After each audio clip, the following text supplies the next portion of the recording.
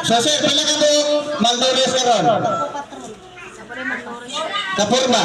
Anak, number 1. Oh, isa. Pila ka po? Mama, strong.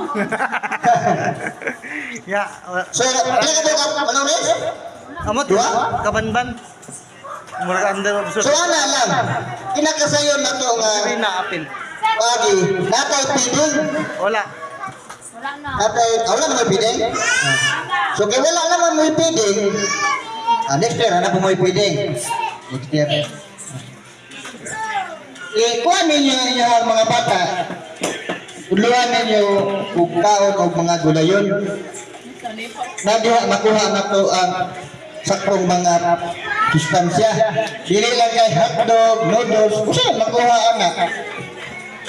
Okay naman yapon mo kaon isda kay na magapili makuha nga vitamins karne.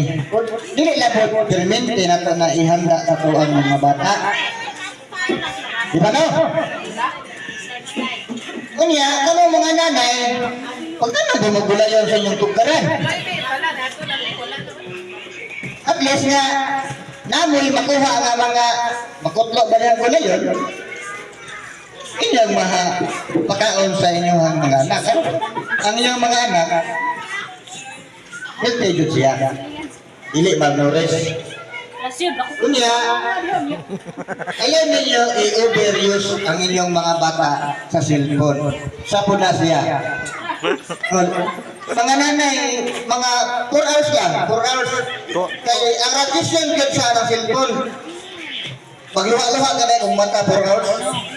Samtang ang mga bata, usa nagahang ilahang mga bones anak, lutoon sa radiation. Una, inyuhan, ano ramang inahan, kamo ramang mag-suffer o magkuha ng inyong mga bata. Diba? Ang inyong anak, dili mo ginato kaya sa karon ng henerasyon, cellphone, mao naman kayo ginagaghan kayo yung gadget nga makuha sa mga bata. Masuko o di pa cellphone-on. So, limitan lang ang oras.